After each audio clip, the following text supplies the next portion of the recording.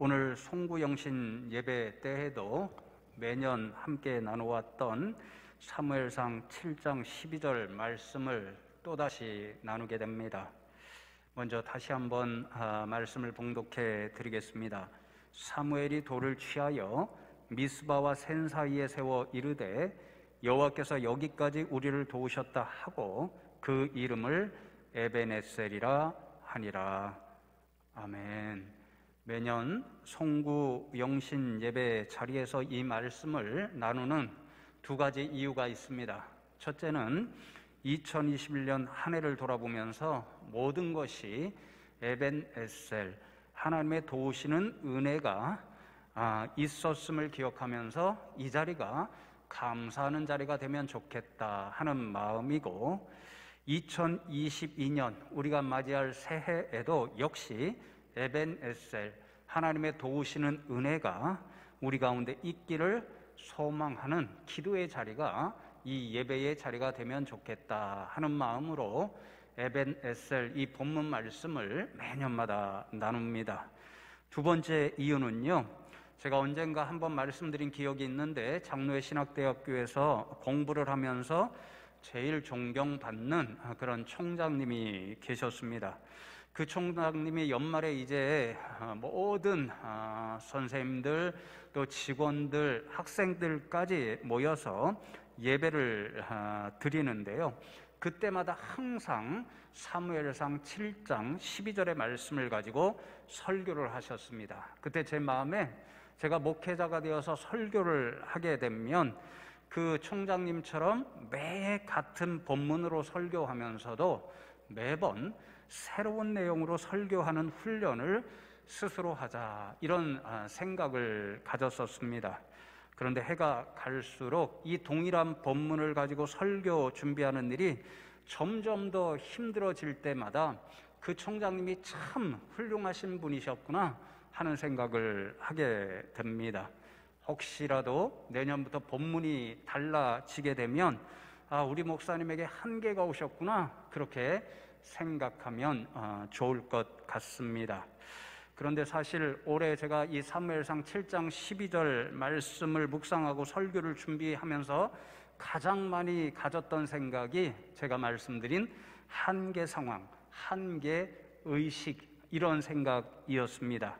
여러분 다 경험해서 살아가고 있는 이 코로나19, 전례가 없었던 상황 가운데서 2년 가까이를 살면서 내린 결론, 아마 여러분들도 많이 동의하실 것이고, 주중에도 오랜만에 성도님 한 분과 통화를 하는데 이 상황 가운데서 인간의 능력으로 할 수 있는 일이 없구나, 인간 자신에 대한 한계의식, 그것을 깨닫는 거죠. 이 한계 상황에 직면해서 우리 신앙인은 오늘 우리가 믿음으로 고백하고 있듯이 에벤에셀, 하나님의 도우심이 없이는 한순간도 우리 자신이 살아갈 수 없구나 하는 영적인 사실을 깊이 깨닫게 됩니다. 그래서 여러분, 오늘 말씀을 통해서 우리가 이 한계 상황에서 어떻게 에벤에셀, 우리와 함께 하시고 우리를 도우시는 하나님의 은혜를 날마다 더 풍성하게 누릴 수 있을 것인가, 그것을 함께 본문을 통해서 나누기를 원합니다. 올해 제가 이 동일한 말씀 성경 본문을 묵상하면서 먼저 주목한 두 단어가 있습니다. 7장 2절 말씀을 보시면요, 그가 기럇 여아림에 들어간 날부터 20년 동안 오래 있은지라 이스라엘 온 족속이 여호와를 사모하니라, 그렇게 말씀합니다. 이 구절에서 제가 20년이라는 말씀과 사모하니라, 이 말씀에 올해는 주목하게 되었는데요, 먼저 20년은 어떤 시기였냐면요, 이스라엘 백성에게 암흑기였습니다. 고통의 때였고 눈물과 한숨으로 살아갈 수밖에 없는 시기였습니다. 이 모든 원인은 오늘 에벤에셀 승전을 기념하여 하나님께서 도와주심으로 승전했다는 그 기념비를 세운 그 적대국이 블레셋이었잖아요. 오늘 블레셋에 대하여 이렇게 대승리를 거두었지만 20년 전에는 완전히 패배한 쓰라린 경험의 모든 암흑기의 원인이 있었습니다. 그것도 참 아이러니 한 가지가 있는데요, 오늘 우리는 에벤에셀이라는 이 말씀을 함께 나누는데, 사무엘상 4장 말씀에 보면 20년 전에 있었던 이스라엘 군과 블레셋 군대의 전쟁 이야기를 읽을 수 있습니다. 그들이 싸웠던 장소가 어디 있냐면요, 에벤에셀이라는 장소였습니다. 그곳에서 이스라엘 백성은 블레셋을 물리치기 위해서 하나님께서 주신 언약궤까지 동원하였습니다. 언약궤를 메고 가면 하나님께서 자신들과 함께 하여 주셔서 자신들을 위해 대신 싸워주시고 승리케 해주실 것이라는 기대 때문에 언약궤를 들고 블레셋 군대를 향하여 나갔습니다. 그러나 그들의 기대는 완전히 무너져 버렸고 참담한 패배를 당하고 말았습니다. 수만 명의 군사가 죽임을 당하고 말았고요, 지도자 홈리와 비느하스는 그 전쟁에 패배하면서 전사하고 말았습니다. 무엇보다도 하나님의 이 언약궤, 영적으로 가장 중요한 그 보물을 빼앗기는 영적인 참담함을 경험해야 했습니다. 이 패배의 소식을 듣고 당시 모든 이스라엘 백성들의 지도자였던 엘리 대제사장은 의자에 앉아 있다가 그대로 뒤로 넘어져서 목이 부러져 즉사하고 말았습니다. 또 만삭이었던 비느하스의 아내는 남편이 죽었다는 충격적 소식을 듣고 완전히 충격을 받아 출산을 하게 되었는데, 출산을 하고 죽어가면서 아이의 이름을, 정말 이렇게 이름을 짓는 엄마가 없을 거예요, 이가봇, 영광이 사라졌다, 그렇게 이름을 지었습니다. 하나님의 영광의 상징이었던 언약궤를 동원했습니다. 그런데 그 언약궤까지 빼앗겨 버렸으니 하나님의 영광이 이스라엘에게서 사라졌다는 뜻이고, 그 뜻을 더불어서 하나님이 이스라엘을 완전히 저버리고 떠나셨다는 그런 의미의 이름이었습니다. 바로 이가봇, 하나님의 영광이 사라진 그때부터 20년 동안 참혹한 암흑기, 고통과 눈물과 한숨의 시기를 그들은 살아가야 했습니다. 여러분, 이렇게 20년 동안의 고통과 어둠의 시간 세월을 보내면서 이스라엘 온 족속이 하나님을 사모하게 되었습니다. 사모한다는 말씀의 원어를 찾아보니까요, 현재의 상황이 너무너무 고통스러운 것입니다.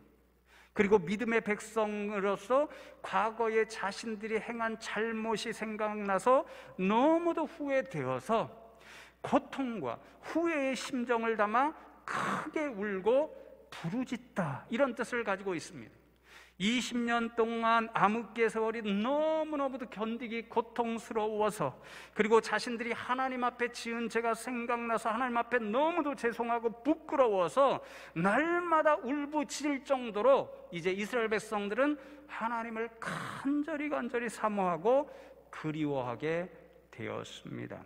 그 정도로 이가봇, 이스라엘 백성에게서 떠나신 하나님께서 다시 자신들에게 돌아올 것을 간절히 소망하게 되었다는 말씀입니다. 여러분, 우리가 흔히 하는 말이 있죠. 없어 보니 소중함을 느낀다. 우리 가장 가까이 있는 사람이 있으니까 늘 당연히 있는 것처럼 느끼지만 사라져 버리니 없으니까, 며칠 비우니까 그만큼 더 보고 싶고 그만큼 더 소중하게 느껴질 때 그런 말 사용하지요. 우리는 이 코로나 시기에 그런 경험을 날마다 하고 있습니다. 코로나가 없을 때는 우리 일상생활이 당연한 걸로 여겼습니다. 이곳에 교회에 나와서 믿음 생활하는 것 당연히 여겼습니다. 이 송구 영신 예배 다 함께 나와 함께 예배하는 것 당연히 여겼습니다. 그런데 코로나19가 시작되면서 너무도 당연하게 여겨서 소중하게 생각지 못했던 이 일상생활, 믿음 생활, 교회 생활을 마음대로 할 수가 없습니다. 그렇게 하지 못하니까 일상생활이 얼마나 귀중한 것이고 얼마나 놀라운 하나님의 은혜이고, 매일같이 이 교회의 문을 열고 들어와서 하나님 앞에 예배하고 성도들과 교제하는 것이 얼마나 감사한 일이고 얼마나 정말 소중해서 그리워하게 되는 일인지 절실하게 깨닫는 거죠. 지금 이스라엘 백성들이 그렇습니다. 하나님이 자신들 가운데 이가봇 떠나셨습니다. 계시지 않았습니다. 그리하여 20년 동안 암흑기의 시간을 보냈습니다. 고통과 한숨과 눈물의 시간을 보내야 했습니다. 그렇게 하나님이 사라지시고 없으시니까 정말 하나님이 우리에게 너무도 귀한 분이시구나, 우리가 하나님 없이는 한순간도 살아갈 수 없구나, 그 사실을 깨닫고 날마다 울부짖을 정도로 하나님을 사모하게 되었습니다. 그리고 오늘 말씀을 보면 이 사모하는 마음을 갖기 시작하면서부터 이가봇의 처절한 고통의 시기가 바뀌어 다시 에벤에셀의 시대로 회복되기 시작하는 것을 보게 됩니다. 그런데 사랑하는 성도 여러분, 왜 하나님은 자신이 그토록 사랑하셔서 선택해 주신 이스라엘 백성에게서 20년이나 떠나 계셨던 것일까요? 왜? 에벤에셀에 하나님이 역사상 되어 주셨었는데 왜 이때에는 에벤에셀의 하나님이 아니라 이가봇의 하나님이 되신 것일까요? 진실을 말씀드리면요, 하나님께서 먼저 이스라엘 백성을 버리고 떠나신 것이 아니었습니다. 이스라엘 백성이 하나님 앞에 범죄함으로 하나님을 먼저 버리고 말았습니다. 그래서 하나님께서 이스라엘 백성들 마음에 자리 잡을 그런 곳이 없으셨습니다. 이런 이스라엘의 범죄 상황을 상징적으로 보여주는 것이 바로 엘리 대제사장의 집안이었습니다. 엘리 제사장에게는 홈니와 비느하스라는 두 아들이 있었지요. 제사장 집안으로 자기 아버지의 그 유산을 물려받아 영적인 유산인 제사장이 되어서 아버지와 더불어 하나님을 가장 섬겨야 할 그 집안이 불행하게도 하나님 앞에 가장 무서운 죄를 범하고 있었습니다. 성경 말씀을 보면 이들이 하나님 앞에 범한 두 가지 죄를 우리가 찾아볼 수 있는데요. 첫 번째로는 하나님께 드리는 예배를 이들은 무시하고 있었습니다. 구약 성경 곳곳에 보면, 특별히 레위기 말씀에 보면 이스라엘 백성들이 하나님 앞에 나와 제물을 잡아 예배를 드리게 되잖아요. 제사를 드리게 되잖아요. 다 절차와 순서가 있고 지킬 것이 있습니다. 그 가운데 하나가 무엇이냐면요, 모든 제물을 잡으면 먼저 하나님 앞에 다 드려야 됐습니다. 번제 같은 것은 완전히 태워 하나님만 받으시는 그런 제물이 되어야 했고요. 그리고 나머지 제물들을 보면, 나머지 제사들을 보면 그렇게 하나님 앞에 먼저 드린 후에 제사장들이 먹고, 화목제 같은 경우에는 제사에 동참하는 그 예배자뿐만 아니라 그 이웃과 가족이 함께 먹을 수가 있었습니다. 그런데 홈니와 비느하스, 엘리 대제사장의 아들들은요, 하나님 앞에 제물을 드리기도 전에 자신들이 좋은 부위를 먼저 취하여 먹는 죄를 범하였습니다. 예배와 제물을 받으시는 하나님보다 자신들이 우선적이라는 생각으로 살아가고 있었던 거죠. 그래서 성경은 이들의 죄를 이렇게 고발합니다. 사무엘상 2장 17절에 이 소년들의 죄가 여호와 앞에 심히 크면 그들이 여호와의 제사를 멸시함이었더라. 홈니와 비느하스는 하나님 앞에 예배를 무시하는 죄를 범하였고, 하나님보다 자신들을 우선시 생각함으로 예배를 받으시는 대상인 하나님도 무시하는 교만한 죄를 범하고 말았습니다. 두 번째로, 그런데 불행하게도 아버지 엘리 대제사장이 더 큰 문제를 가지고 있었습니다. 그는 아들들이 하나님 앞에 드리는 제물 예배를 무시한다는 것을 분명히 알고 있었습니다. 그렇다면 아버지로서, 아니 먼저 대제사장으로서 그 영적인 문제를 바로잡아 주어야 했습니다. 그러나 엘리 대제사장은 아들들이 범죄하는 사실을 알고도 그대로 방치하고 말았습니다. 왜 그랬을까요? 하나님은 그 이유를 이렇게 말씀하십니다. 사무엘상 2장 29절에 너희는 어찌하여 내가 내 처소에서 명령한 내 제물과 예물을 밟으며 내 아들들을 나보다 더 중히 여겨 내 백성 이스라엘이 드리는 가장 좋은 것으로 너희들을 살지게 하느냐. 엘리는 하나님과 하나님 앞에 드리는 예배보다 자신의 아들들을 더 귀하게 여겼습니다. 그래서 하나님 앞에 그들이 예배를 무시하고 하나님 자신도 무시하는 교만한 죄를 범하는 것을 알면서도 그대로 방치하고 말았습니다. 그렇게 함으로 엘리 제사장 역시 하나님보다 자신의 아들들, 그리고 자신의 아들들에 대한 자신의 사랑을 우선시하는 모습을 보여주고 말았습니다. 결국 하나님이 아니라 자신의 아들들과 자신의 사랑을 더 먼저 중요시 여기고 생각하고 섬기는 일종의 우상 숭배자가 되고 말았습니다. 여러분, 영적인 지도자의 가정이 이렇게 무너졌으니 다른 이스라엘 백성들은 어떠했을까요? 오늘 7장 이어지는 본문 말씀 4절에 보시면요, 이스라엘 백성들 역시 우상 숭배자로 살아가고 있었습니다. 바알과 아스다롯을 그들은 하나님보다 더 섬기고 있었습니다. 그들의 마음과 생각이 온통 우상으로 사로잡혀 있어서 하나님께서 그들 마음과 생각 가운데 계실 자리가 없었습니다. 그러니 하나님이 이스라엘 백성을 버린 것이 아니라 이스라엘 백성들이 우상 숭배자가 되어서 하나님을 버리고 말았습니다.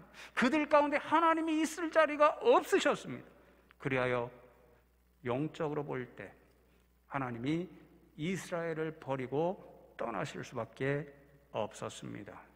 그 때문에 이스라엘 백성에게는 하나님의 영광이 사라진 이가봇의 암흑과 고통이 20년 동안 지속되고 말았습니다. 그 암흑기를 지나면서 이스라엘 백성들은 하나님을 간절히 사모하기 시작했습니다. 자신들을 떠난 하나님께서 다시 돌아오셔서 이가봇의 시대를 끝내주시고 에벤 에셀의 하나님이 다시 되어 주실 것을 간절히 바라고 부르짖어 외쳤습니다. 그런데 여러분, 엘리 대제사장을 대신하여 이스라엘 백성의 새로운 지도자가 된 사무엘의 눈에 보기에는 이스라엘 백성들에게는 여전히 큰 부족함이 있었습니다. 3절 말씀을 보시면 사무엘이 이스라엘 온 족속에게 말하여 이르되 만일 너희가 전심으로 여호와께 돌아오려거든 이방 신들과 아스다롯을 너희 중에서 제거하고 너희 마음을 여호와께로 향하여 그만을 섬기라. 그리하면 너희를 블레셋 사람의 손에서 건져내시리라. 그렇게 말씀합니다. 전심으로 여호와께, 전심으로 하나님께 돌아오라.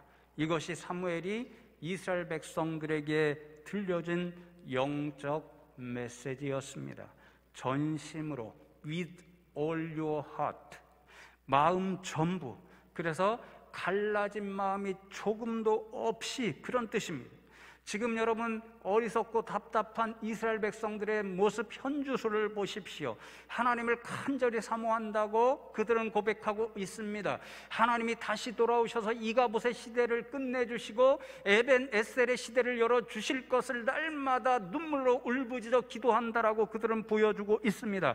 그런데도 여전히 그들 가운데는 바알과 아스다롯이 존재하고 있었습니다. 한편으로는 하나님을 간절히 사모하면서 부르짖고 있으면서도 다른 한편으로는 그 마음에 우상을 여전히 간직하고 있었습니다. With all your heart, 전심이 아니었습니다. 갈라진 마음, 두 마음이 있었고 양다리 신앙이었습니다. 영적 간음의 일이 그들 가운데 여전히 남아 있었습니다. 전심으로 하나님께 돌아가라. 이 교훈은 마음에서 우상의 일들을 완전히 제거하여서 달라진 마음 없이, 두 마음 없이 100% 하나님으로 온전히 채우라는 그런 교훈의 말씀이었습니다. 여러분, 사무엘의 이 영적 교훈에 따라 이스라엘 백성들이 그 마음에서 우상을 제거하였습니다. 그러자 사무엘은 이스라엘 온 백성을 미스바로 불러 모았습니다. 그 자리에서 사무엘과 온 이스라엘 백성들은 금식하면서 하나님, 우리가 이토록 죄인이었습니다. 하나님 없이 20년을 살고 고통 가운데 이가봇의 시대에 살고 그리하여 하나님 앞에 부르짖어 사모하면서도 여전히 우리 마음 가운데, 우리 삶 가운데 우상을 모시는 영적 간음의 죄를 범하며 살았습니다. 그렇게 자복하면서 하나님, 이제 우리의 온 마음을 정리하여 전심으로 하나님 앞에 돌아가오니 하나님도 우리에게 돌아오셔서 에벤에셀의 하나님이 되어 주십시오. 그렇게 기도하기 시작했습니다. 그러므로 미스바는 어떤 자리인가요? 이스라엘 백성이 하나님 앞에 두 가지 영적인 결단을 하는 자리였습니다. 하나는 우상 숭배의 죄를 회개하는 자리. 그래서 하나님 대신에 섬기던 모든 우상을 마음과 생각과 그들의 삶 모두에서 다 제거하는 결단의 자리였습니다. 둘째는 그 빈자리에 이제부터는 전심으로 달라진 두 마음이 조금도 없게 완전히 하나님으로 채우고 하나님만 온전히 섬기며 살아가겠습니다. 그 믿음을 결단하는 자리였습니다. 바로 그 순간에 하나님께서 이스라엘 백성들에게 돌아오셨습니다. 이스라엘 백성들을 도우셨습니다. 그들과 함께 싸움터에 나가셨고 그들을 대신해서 싸워 주셨습니다. 에벤에셀의 하나님이 그들에게 승리를 주셨습니다. 그리하여 이가봇의 시대가 완전히 끝나고 영적으로 바로 서 있어서 살아간 사무엘이 사는 날 동안 에벤에셀의 복된 시대가 지속되었습니다. 사랑하는 성도 여러분, 오늘 2021년을 떠내보내고 2022년 새해를 맞이하는 이 송구 영신 예배의 자리에서 이 말씀을, 저와 여러분에게 주시는 하나님의 말씀이요 영적 지도자였던 사무엘이 들려주는 간곡한 생명의 교훈임을 깊이 새기고 이 자리를 떠나 새해로 나아가면 좋겠습니다. 우리는 지금 코로나 시대를 살고 있습니다. 2년이 넘어 이제 3년째 접어들고 있습니다. 말 그대로 암흑기를 보내고 있습니다. 마치 이스라엘 백성이 경험한 20년의 한숨의 시대, 절망의 시대, 그 시간들을 살아가고 있습니다. 그래서 영적 지도자인 담임 목사로 죄송한 말씀이지만 때때로 혹시 우리 가운데 이가봇의 시대가 임한 것 아닌가, 하나님의 영광이 마치 떠난 것처럼 보이는 이 시대를 살아가는 것 아닌가, 그런 생각이 들 때면 너무나도 답답하고 괴롭고 그리하여 한숨과 탄식만이 나오는 때도 있습니다. 여러분, 이 암흑기와도 같은 코로나19 시대를 지나면서 우리 믿음의 사람들은 무엇을 해야 하는 것일까요? 가장 먼저 오늘 사무엘이 이스라엘 백성들에게 들려주었던 영적 메시지처럼 우리 자신의 믿음의 현실, 영적인 현주소를 돌아보아야 합니다. 혹시 엘리 제사장 집안처럼 예배를 무시하고 하나님을 무시하는 일이 우리 가운데는 지금 없는가? 하나님보다 자식을, 남편을, 아내를, 물질을, 세상을 더 우선하고 사랑하는 일은 없는가? 이스라엘 백성들처럼 자신도 모르게 우리 안에 영적으로 간음하는 일, 한편으로는 하나님을 사랑하고 다른 한편으로는 세상을 동시에 사랑하는 갈라진 마음은 없는가? 이런 질문 앞에 우리들을 세워보고 우리의 믿음의 현실, 영적인 현주소를 먼저 돌아보아야 합니다. 그리고 사무엘과 이스라엘 백성들이 그러했듯이 우리 자신의 미스바로 우리를 이끌어가야 합니다.